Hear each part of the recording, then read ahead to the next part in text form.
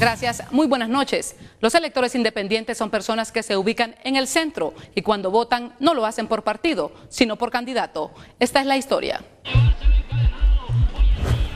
Los más recientes estudios de realidad política señalan que en Honduras gran parte de los hondureños se define como personas de posturas centristas y en materia electoral se les conoce como los independientes, quienes desde la década del 90 son actores claves para definir un proceso. En mayo de 2013, la firma Keller y Asociados ubicó a las personas que se identifican como de centro en un 53%, mientras un 15% dijo ser de izquierda y un 31% de derecha. Porcentajes que son similares a los que maneja el Latinobarómetro y otros estudios sociopolíticos sobre el país. No obstante, aunque este sector es muy fuerte y creciente, no concita el interés de los políticos, excepto en épocas electorales. De ahí que muestren desencanto con las elecciones y se dividan en dos grupos, los que votan para incidir y los que se abstienen porque sencillamente no creen en las élites políticas.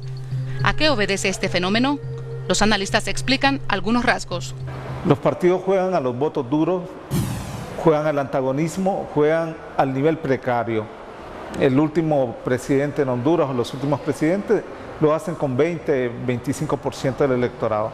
Entonces, este sector que usted llama ubicado en el centro, pensando en una escala en la cual hay posiciones políticas definidas, es el que va a terminar decidiendo probablemente esta elección, pero hasta ahora los políticos no le han hablado al oído.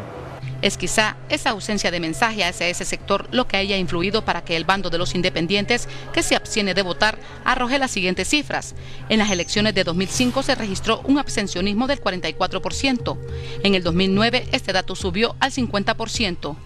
Detrás de esta abstención hay un mensaje, pero los políticos parecen concentrarse más en amarrar y garantizar el voto duro que entender lo que esos electores quieren decir. Se les está escapando el voto duro y se les está yendo a los otros partidos, a las nuevas fuerzas políticas emergentes. Entonces, hoy la lucha de esos dos partidos precisamente es por retener ese voto, que no se les vaya ese voto tradicional, ese voto duro, ¿va? Y sobre todo el voto de los jóvenes, ¿va? Que son jóvenes con nuevas perspectivas, jóvenes con una nueva visión, ¿va? Y eso también viene a dar una reconfiguración del sistema político. Eso del lado de los llamados independientes, que se abstienen de votar. Pero para aquel sector de electores independientes que sí ejerce el sufragio para inclinar la balanza, como ha sucedido en las elecciones del 2000 a la fecha, las características universales que definen al líder político de su preferencia son, según el estudio de Keller, honestidad, cumplimiento de promesas, inteligencia, capacidad, preparación, que sepa gobernar y que sea incluyente. Esas características, sostiene, permitirán cambios intensos en empleo, seguridad y corrupción. La interrogante obligada es, ¿tendrán los 8 aspirantes presidenciales intereses en llenar esas características para reencantar al elector independiente e incluso a los de su mismo partido? Hay quienes tienen esperanzas. Bueno, yo creo que ese es el reto que tienen los políticos, ¿verdad? Que de reencantar a los votantes, y más que reencantarlos, una vez que pasen los procesos electorales, el partido que resulte ganador, cambiar la tradición del sistema político hondureño, es decir, dejar de prometer y empezar a actuar en estos temas prioritarios del país. Tenemos que rescatar la credibilidad de los procesos electorales en Honduras, y yo le diría una palabra para englobar esto: debemos ciudadanizar los procesos electorales. Usted participa cuando se ve involucrado, no necesariamente cuando le dicen este es el día en que tiene que depositar el voto. La gente tiene que participar en la construcción de propuestas, tiene que participar en la construcción de candidaturas. Tenemos que abrir los procesos electorales de tal manera que haya más facilidades para las candidaturas independientes, para la creación de movimientos. Las proyecciones indican que el sector de los independientes que sí ejercen el sufragio anda en un promedio de 13 a 15%, convirtiéndose en el fiel de la balanza. De ese porcentaje de 13 a 15% que podría decidir las elecciones del 24 de noviembre, una gran porción son jóvenes que votarán por primera vez y generalmente muchos de ellos no tienen partido. Son como el resto de los independientes, votan por candidato. Que aquí están todas las jóvenes que van a votar por primera vez, que estas van a ser sus primeras elecciones, su primer proceso electoral.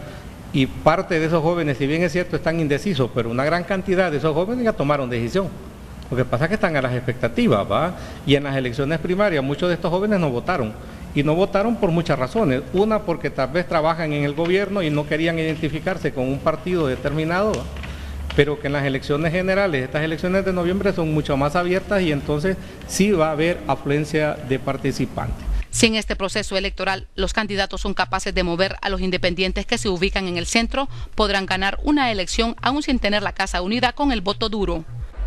Los estudios dicen que los independientes o de centro creen en un 40% que son las elecciones la mejor vía de solución a los problemas que se dan en las democracias. ¿Por quién votarán los independientes? Nadie lo sabe. Lo cierto es que son una masa poblacional importante hacia la cual tanto los políticos como los gobiernos están obligados a tener en cuenta, porque ellos también pueden cambiar procesos y formas de gobierno. Muy buenas noches.